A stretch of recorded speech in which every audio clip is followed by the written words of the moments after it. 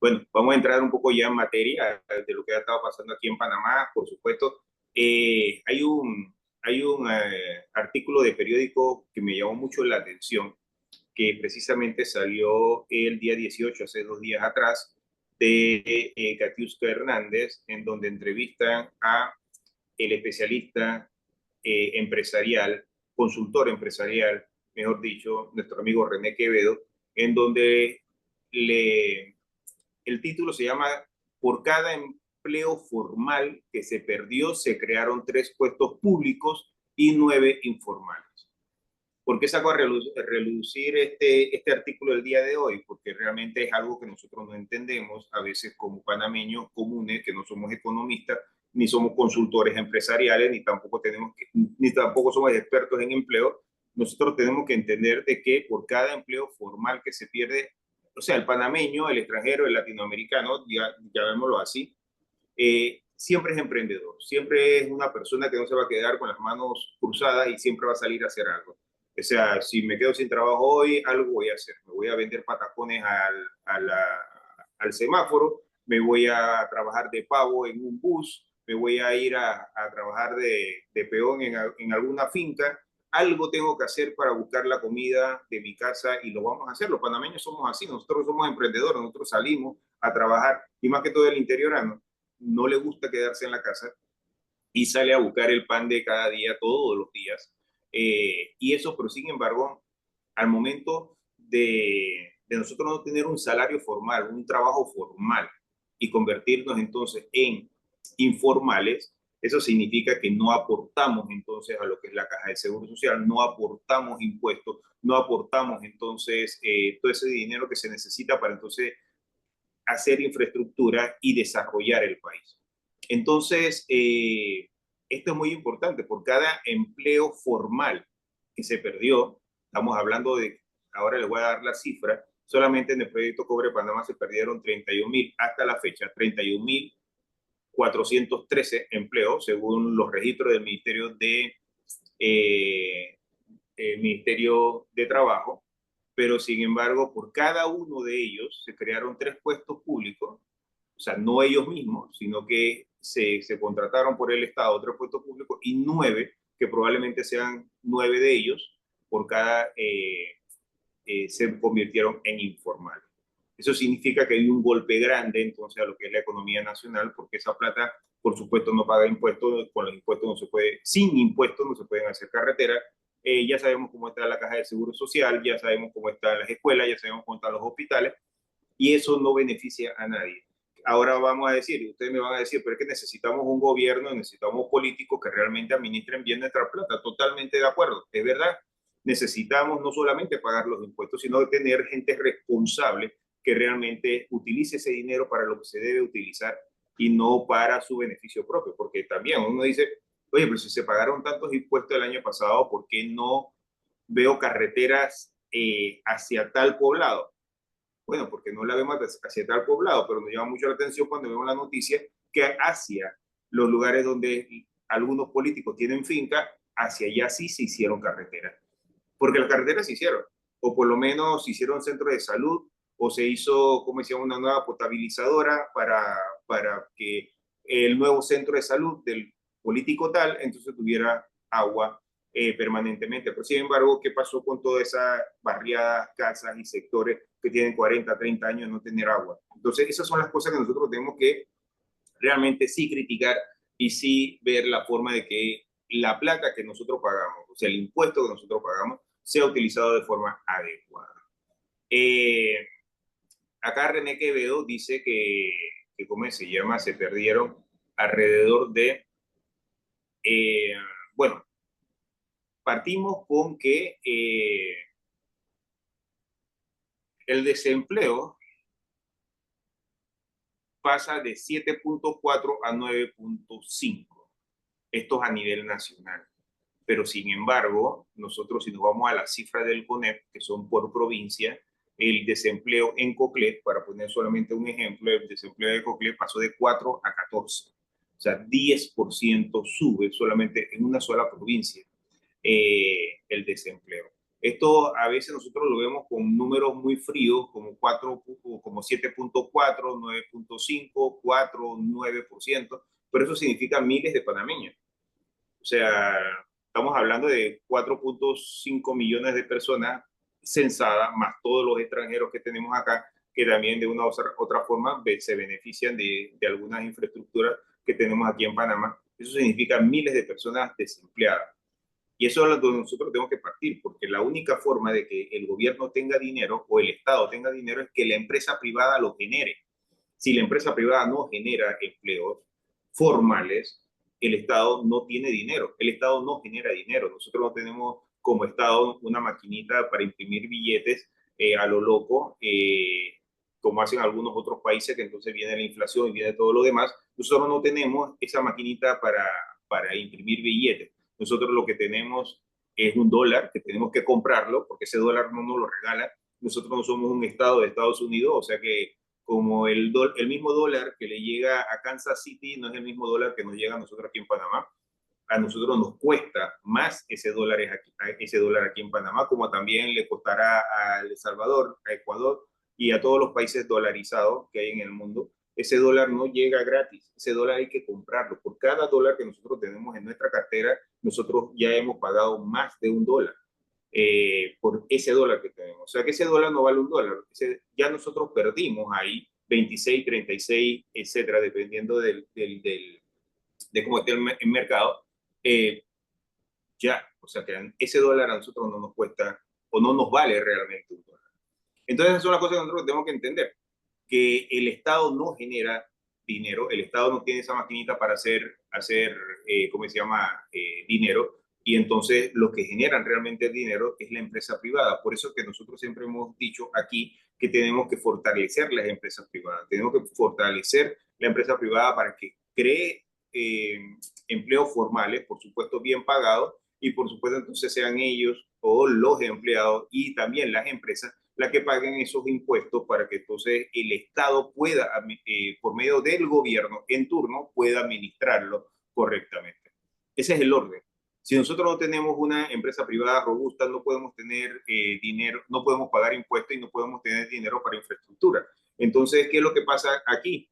Comienza el poco dinero que entra, tiene que ser utilizado para otras cosas, generalmente para pagar planillas. Acabamos de ver también de que el canal de Panamá pagó miles de millones de dólares en regalías en el año 2024, pero busquen esa misma frase. No lo voy a hacer yo, búsquenlo ustedes. Busquen cuánto pagó el canal de Panamá al Estado este año. Búsquenlo en internet, les va a aparecer.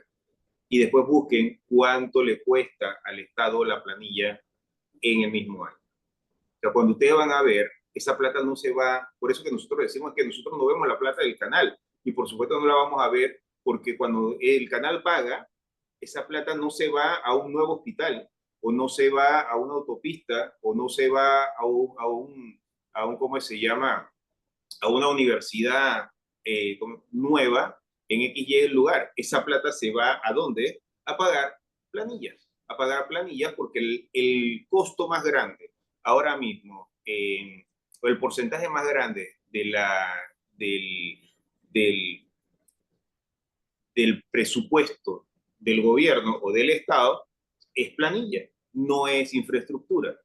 O sea, si nosotros tuviéramos más canales de Panamá, tuviéramos más empresas grandes, y por eso yo hablo siempre, y siempre dice que ¿por qué siempre hablas de la mina? Bueno, porque la mina era nuestro segundo canal. Y el que no lo quiera entender está ciego, porque es totalmente cierto. Nuestra mina, o sea, mejor dicho, la mina, una sola mina, porque no es el sector minero, una sola mina, llegó a ser nuestro segundo canal. Porque realmente si tenemos otra mina, si tenemos otro puerto, si tenemos otro megaproyecto que no sea de construcción, porque los proyectos de construcción duran una cantidad de años específicos. El cuarto puente es muy bueno, el cuarto puente va a generar miles de empleos, felicidades, pero el cuarto puente se va a terminar de construir en algún momento. ¿Y qué pasa dentro de 5 o 6 años cuando se termina de construir el cuarto puente? Toda esa gente sale desempleada. ¿Qué pasó con la ampliación del canal? La ampliación del canal empleó a casi 6.000 personas durante la ampliación del canal. Pero ¿qué pasó cuando termina la ampliación del canal? Todos esos 100.000 personas salen entonces a trabajar a otros lados con no el mismo salario, o sin embargo entonces se van a esa bolsa de desempleados que sucede aquí en Panamá. Entonces necesitamos proyectos a largo plazo, necesitamos proyectos de 20, 30 años, 40 años, que nosotros podemos saber que hay una, dos, tres generaciones realmente aprovechando el tema del empleo en el proyecto, y no cada 5 años o cada 6 años ver qué se le ocurre a este nuevo gobierno, cuál es el megaproyecto que va a hacer este nuevo gobierno, para que entonces dentro de 5 años volvamos entonces, cuando se acaba este megaproyecto, entonces, bueno, ¿y ahora qué vamos a hacer? Vamos a inventar el quinto puente, el sexto puente, vamos a llenar el canal de puentes porque es la única forma de que tengamos realmente chen durante ese tiempo. No, tenemos que ir realmente pensando en proyectos a largo plazo. Nosotros tenemos que proyectos que, como el canal de Panamá ahí lleva más de 100 años y sigue generando empleo. Ese es un buen ejemplo que tenemos nosotros aquí en Panamá. Pero sin embargo, ok, y ya entrando en materia en lo que es la parte ambiental, que hay impactos ambientales significativos cuando se hacen este tipo de megaproyectos, sí, sí los hay en todos los proyectos. Si México está haciendo ahora mismo su canal seco, por supuesto los problemas ambientales y los impactos, mejor dicho, los impactos, no los problemas, los impactos ambientales van a ser significativos, y por eso entonces hay que contratar personas idóneas para que puedan entonces mitigar o compensar o planificar de una forma adecuada para que esos proyectos no impacten de forma negativa a lo que es, o que haya una compensación en ese caso. Y eso lo hacemos nosotros los profesionales ambientales, ambientales de carrera, no ambientales románticos, los ambientalistas de carrera, como en mi caso, que ya llevo 33 años en esto, los ambientalistas de carrera nos enseñan a planificar. Ese es nuestro realmente trabajo. El trabajo de un ambientalista es planificar, planificar a largo plazo. Nosotros nos enseñan a ver con luces largas.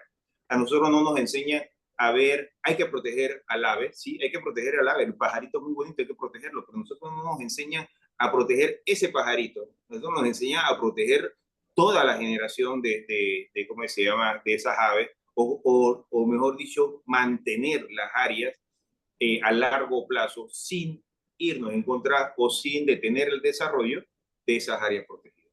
Entonces, a nosotros no nos enseñan a matar economía, a nosotros no nos enseñan a cerrar calles, a nosotros no nos enseñan a ¿cómo se llama?, a demandar todos los proyectos que hay. Eso no, en lo que estudiamos y lo que nos dedicamos a esto, nos damos cuenta que no es lo que aprendimos.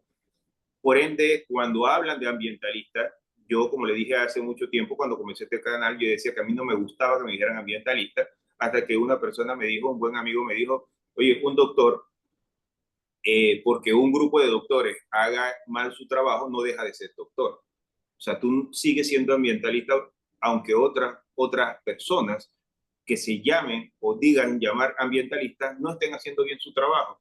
Entonces, eso fue lo que me animó realmente a abrir este programa, específicamente, a abrir las redes sociales hace 2 años. Las redes sociales fue hace un poco más de 2 años, el programa fue hace 2 años, y hemos estado. Entonces, por eso es que cuando dicen que nosotros nacimos para defender el proyecto Cobre Panamá, no. Nosotros no nacimos para defender el proyecto Cobre Panamá, nosotros nacimos para decir las cosas tal cual como son, aunque no les guste a las personas, y también pelear porque tanto el progreso y el medio ambiente vayan de la mano. Porque a nosotros no nos enseñan a matar economía, eso no es nuestro trabajo. Y otra cosa también, hace poco también estaba hablando con una presidenta de gremio, que estábamos en un evento, entonces ella dice, no, pero es que el principal problema de la mina es la parte ambiental. Y le contesta a otra que es ambientalista también, y que incluso es una ambientalista que se ha visto durante mucho tiempo como también con una postura muy radical. Le dice, pero si en el proyecto lo que más hay es ambientalista. Y dice, ¿cómo? ¿Cómo que tú me vas a decir que en un proyecto minero está lleno de ambientalistas? Pero, o sea, está lleno de biólogos forestales, ingenieros ambientales, está lleno ¿cómo se llama?, de arqueólogos. O sea, está lleno de muchos, cuando digo no lleno, porque claro, hay muchas otras profesiones, pero sin embargo, para un proyecto de esta magnitud, igual que el Canal de Panamá, tiene que haber un equipo robusto en la parte ambiental, un equipo interdisciplinario y, ¿cómo se llama?, que trabajen en pro de mantener las cosas tal cual, ¿cómo se llama?, de una forma ordenada. Por lo menos que hace un forestal dentro de un proyecto, y no es un forestal, es un equipo forestal, o a veces incluso una empresa que es subcontratada para llevar el tema forestal dentro de un proyecto de, ¿cómo se llama? Como Cobre Panamá, es llevar todo lo que es el tema de la planificación de la reforestación, en este caso de 4.200 hectáreas y más. Eso no se hace de la noche a la mañana. Esto no es como que yo voy a sembrar ahora rosas en mi jardín. No, esto se planifica. O sea, incluso cuando uno va a sembrar rosas en el jardín, uno tiene que planificarse. ¿Dónde voy a sembrar las rosas que se vean bien al lado de los papos, por decirlo así?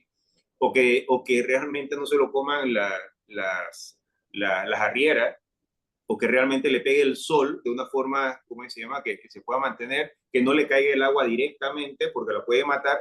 Todo eso, ¿cómo se llama? Esa pregunta uno se la tiene que hacer para poder entonces decir, ¿cómo se llama? Voy a sembrar la rosa. Así, imagínense cuando hay que hacerlo en gran escala, cuando hay que, no una rosa en un jardín, sino cuando hay que sembrar entonces una hectárea, y una hectárea no solamente de pino, no una hectárea ¿cómo se llama?, de cedro, una hectárea donde el objetivo a futuro es recuperar esa área y atraer nuevamente entonces las especies a esa área. Es un trabajo de planificación, un trabajo que lo tiene que hacer idóneos, porque en realidad yo puedo saber mucho en la parte ambiental, pero sin embargo yo puedo cometer muchos errores porque no soy forestal al momento de planificar la reforestación de una hectárea, imagínense cuando son miles de hectáreas. Asimismo, entonces, el ingeniero ambiental, un planificador realmente, es el que tiene que ver de todo un poco, el que tiene que darle orden a lo que se está haciendo. El biólogo, por supuesto, tiene que, y los biólogos no solamente son para arbolitos, digo, mejor dicho, para plantitas, hojitas y ese tipo de cosas. El biólogo tiene que ver entonces, de acuerdo a su especialidad, dónde entra. Hay microbiólogos que tienen que ver, ¿cómo se llama?, esa microfauna, que es muy importante para que se mantengan los ecosistemas funcionando de forma adecuada, como también hay biólogos que tienen que ver grandes mamíferos, que también entonces tienen que ver cómo convive una cosa con otra. Cuando ven, el tema ambiental es un tema de planificación. El tema ambiental necesita mucha planificación. Se necesitan profesionales idóneos. Hay muchas personas que han aprendido por producto de que han sido ayudantes o trabajando con otras personas, y eso es muy importante también, pero sin embargo al momento de firmar, al momento de hacer un estudio de impacto ambiental, se necesita tener ese estudio y por supuesto, experiencia para poder hacerlo. Y trabajando también con muchas otras personas más que lo van a ayudar. Entonces, vuelvo y repito, los ambientalistas no nacimos para cerrar calles. A los ambientalistas no vamos a la universidad a decir, no, ustedes tienen que cerrar calle el día de mañana. Sí sé que hay universidades, en la Universidad Nacional es una de ellas, y lo digo con toda propiedad, porque en la Universidad Nacional hay profesores y hay gente en las facultades de ciencia, en la facultad de ciencia que tienen años. Conozco personas que cuando yo estaba en la Universidad de Panamá, como les conté hace un momento, en el 89, que estaba comenzando en la Universidad de Panamá, durante la invasión de Panamá a Estados Unidos, un 20 de diciembre como el día de hoy, yo veía gente, antes de eso, estamos hablando de 1988, yo veía gente protestando en las calles en contra de los militares, tirando piedras, en la Universidad de Panamá. Ahora yo paso 2023, 2024 por la Universidad de Panamá, cuando están haciendo manifestaciones, veo a las mismas personas ahí tirando piedra también. Entonces, incluso hay uno que es de pelo largo, que me acuerdo que lo conocí en ese entonces, que yo le pregunté, oye, ¿ya te graduaste? Y comenzó a reírse. ¿Por qué no se gradúan? Porque comienzan a meter materias entre materias para vivir de la universidad toda su vida. Hay personas también con corazón que sienten que tienen que pelear por Panamá, eso es muy importante. Hay que tener también ese amor a la patria, hay que tener ese patriotismo. Yo no estoy diciendo que no, pero sin embargo hay que hacer las cosas bien, no hay que estar por protestar. ¿Cómo pasó el año pasado? Y hay que decirlo, el año pasado, 2023, mucha gente salió a protestar y no sabía por qué estaba protestando. Y mucha gente que nos está escuchando hoy aquí en KW Continente y también lo está viendo en vivo en Instagram y también en YouTube, nos pueden corroborar. Mucha gente no sabe por qué salió a protestar, no sabe por qué estaba protestando. Sí, había mucho malestar con el gobierno, eso es entendible. Todos tenemos un gran malestar en contra del gobierno por todo lo que había pasado desde la pandemia y todo lo demás, pero sin embargo algunos fueron porque era la moda del momento. Incluso yo he hablado con familiares, he hablado con amistades familiares, estamos hablando de de edades entre 20 y 28 años, que ellos decían, no, pero es que en realidad no había nada que hacer y iba para la cinta costera. En otras áreas del país, muchos estaban protestando porque le pidieron que protestaran. Otros estaban protestando porque había plata de por medio, hay que decirlo, había plata de por medio. Le decían, oye, quédate aquí, que yo mañana te traigo tus $20, tus $10, tu saco de, de arroz. Y entonces había gente que estaba pasando la mal y que bajaba a cerrar calles porque ahí había plata. Hay que decirlo, había plata para que cerraran las calles. Y eso era lo que sucedió el año pasado. Pero cuando tú le preguntabas, oye, ¿qué dice el contrato? No sabían. ¿Por qué estaba protestando? O sea, contra el contrato minero. ¿Qué dice el contrato? No sé. ¿Qué artículo no te gusta? No sé. Pero ese contrato leonino no podemos dejar que se apruebe. Pero ¿qué es una palabra? O sea, ¿pero qué dice el contrato?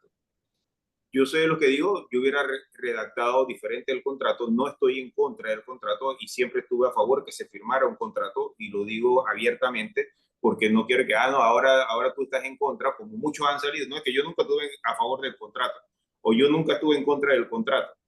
Eh, el contrato cuando lo leí la primera vez, y lo he dicho múltiples veces y lo pueden buscar en todas las plataformas que los videos están, cuando yo leí el contrato por primera vez, yo lo entendí.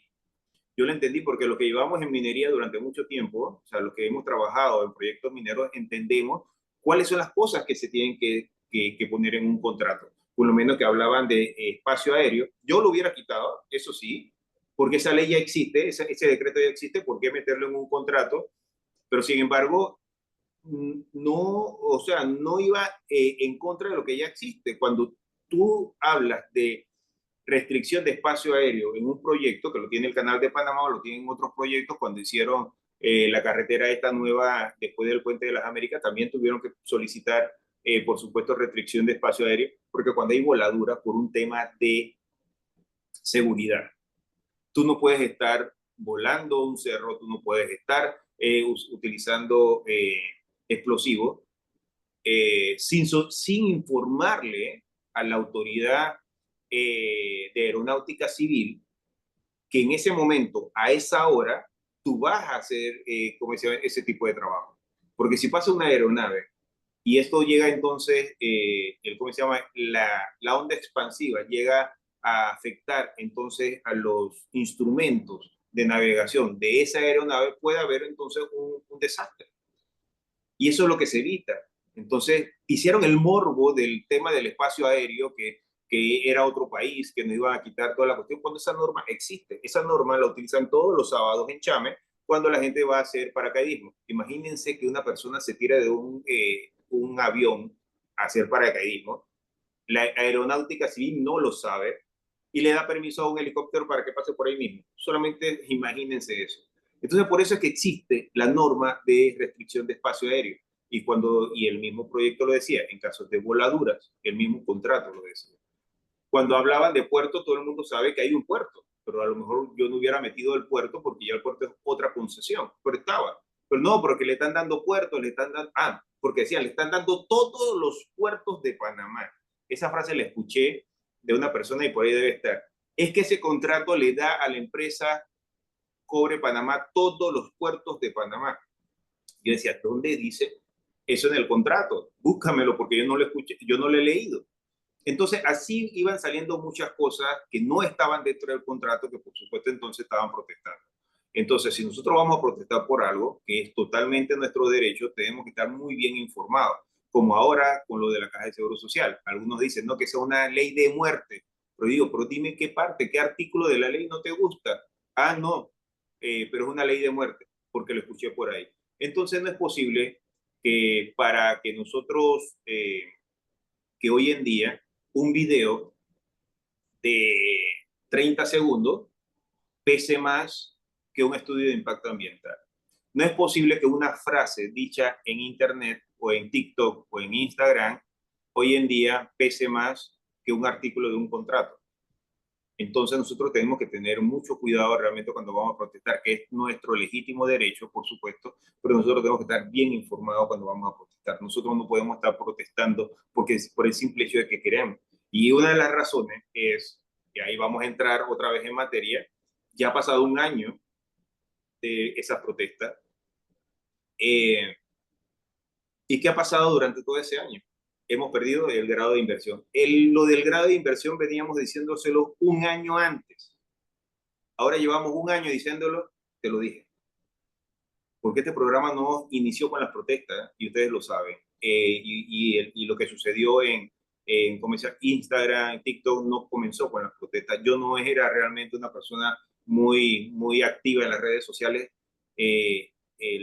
Hace 2 años atrás, comencé hace 2 años atrás, porque sabía lo que venía, o porque me estaba informando, estaba hablando con las personas que sabían, y sabíamos lo que venía. Sabíamos que venía un trabajo fuerte para lo que era el tema del contrato minero. Lo veníamos hablando 2 años antes, o sea, en el 2000, bueno, eso es otra historia que se lo voy a contar en otro tiempo, pero desde el 2019 se venía hablando del contrato, y la gente se entera en el 2023 que hubo mal manejo de la comunicación por parte del Estado y por parte de la empresa. Sí, hay que reconocerlo, se cometieron errores, y el principal error fue del gobierno. El gobierno no hizo absolutamente nada. Incluso se pone a criticar un contrato que ellos mismos habían hecho para presionar a la empresa de que aceptara algunas cosas que realmente ninguna empresa privada, y más que todo con la trayectoria internacional, y no estoy defendiendo a la empresa ni estoy diciendo que ¿cómo se llama?, que por ser esa empresa había que firmarlo. No, es que nadie iba a firmar las locuras que le había metido el gobierno. Entonces ellos comenzaron, y hay un impasse de 3 meses donde el gobierno comienza a criticar el contrato y comienza a criticar a la empresa. Entonces, oye, que era una cuestión ilógica, que yo hablaba con la gente en ese momento. O sea, tú eres uno de los que va a firmar y tú eres el mismo que está criticando. ¿Cómo es eso? O sea, a mí me dijeron, es que no queremos voceros que vengan a favor del contrato. Y es que yo no vengo a favor del contrato, yo vengo a decir lo que dice el contrato. Cuando yo voy a la asamblea a hablar del contrato, yo no me acuerdo qué número era yo, había hablado varias personas antes de mí, y sin embargo cuando yo me paro, yo digo, yo traje el contrato porque yo pensaba que íbamos a hablar del contrato. La gente comenzó a hablar de cambio climático, comenzó a hablar de los pingüinos en Alaska. Bueno, en Alaska no hay pingüinos, pero bueno, por decir algo. Comenzaron a hablar de los esquimales en África. O sea, comenzaron a hablar de cuánta locura habría, y yo digo, ¿cuándo vamos a hablar del contrato? Yo con el contrato en la mano. O sea, como algunos comenzaron a decir frases como que se va a secar el mar. Esa frase la dijeron, aunque ustedes no lo crean. Se va a secar el mar. Si utilizan agua de mar, se va a secar el mar. Que le están robando agua al canal de Panamá. El canal de Panamá está a 63 kilómetros. Miren esas locuras que estaban diciendo en ese momento. Y son locuras, y no hay otra palabra. No es que quieran irrespetar a la persona, pero son locuras. Cuando yo comienzo a hablar de que ¿cómo se llama? De que X proyecto en Pacora le está robando el agua al canal de Panamá. O sea, yo tengo que tener pruebas. O sea, ¿dónde está el...? Hasta personas que ganaron elecciones y que hoy en día están en puestos de gobierno decían locuras tales como que ya tengo evidencia del túnel que están construyendo para robar el agua del canal. Y entre eso es un vicealcalde. Y ese tipo de locuras que yo no podía entender, y por eso era que yo me metía mucho más en esto. Conocí a René Quevedo, que manejaba muy bien el tema económico. Conozco, y comencé a hablar más con Roberto Cuevas, comencé a hablar más con la gente de la Cámara Minera, que hoy en día, gracias a Dios y con mucha honra, soy presidente de la Cámara Minera, producto de todo también, a lo mejor, el trabajo que hemos hecho en conjunto. Comienzo a conocer ¿cómo se llama?, a Renato Pereira, un jurista con mucha experiencia, que incluso trabajó en el tiempo de la negociación del Tratado de Torrijos-Carter. O sea, comencé a juntarme con la gente que sabe, no con el que estaba tirando piedra o el que estaba protestando o el que levantaba videos en TikTok. No, comencé a juntarme con la gente que sabe y a preguntar. Por supuesto, me acerqué a la empresa, comencé a preguntar pruebas, datos, denme información. O sea, vamos a decirlo. ¿Por qué? Porque al salir gente con la bandera de ambientalista, estaban también hablando de mí. ¿Por qué? Porque es mi profesión. Y yo no podía dejar que personas que digan que representan a mi profesión estuvieran hablando locuras en la calle. Y eso hay que decirlo con las palabras que hay que decirlo, porque siempre lo hemos dicho: nosotros no vamos a decir lo que tú quieres escuchar, nosotros vamos a decir lo que tú tienes que escuchar, porque en realidad eso es lo que sucede. Nosotros no somos políticos que estamos prometiendo ni diciendo las cosas para caerle bien. Y como le he dicho a muchos de los que nos retractan en las redes sociales, si no te gusta lo que digo, déjame de seguir. Es así de sencillo. Si no te gusta lo que estoy diciendo en radio, cambia la radio. Así de sencillo. Yo no estoy obligando ni le estoy pagando a nadie para que nos sigan ni nos escuchen. Y si me equivoco, porque me puedo equivocar y me he equivocado muchas veces, entonces me retracto. Pero muéstrenme las pruebas. Así de sencillo, muéstrenme las pruebas. Así que bueno, como el tema en radio y como saben todos los viernes estamos transmitiendo en KW Continente, también en YouTube y también en Instagram, pero el tiempo en radio siempre es antidemocrático, porque cuando dice hasta aquí llegamos, nos despedimos ya aquí en KW Continente. Hoy en día está Aurelio en cabina, hoy que le... otra cosa también, antes de cortar, si no nos vemos antes en las redes sociales, les deseo a todos una feliz Navidad, una Navidad en familia. Sean también un poco más ordenados con sus compras, no lleven basura a su casa y que la pasen en familia y la pasen con sus seres queridos lo mejor posible. Así que para todos, una feliz Navidad 2025, pásenla en familia y por supuesto, más que todo celebrando como nos enseñó el niño Jesús. Paz, amor y en familia. Así que para todos les deseo una feliz Navidad. Nos despedimos aquí en KW Continente. Muchas gracias a Aurelio allá en cabina que siempre nos apoya. Y por supuesto, para todos los oyentes de KW Continente también una feliz Navidad 2025.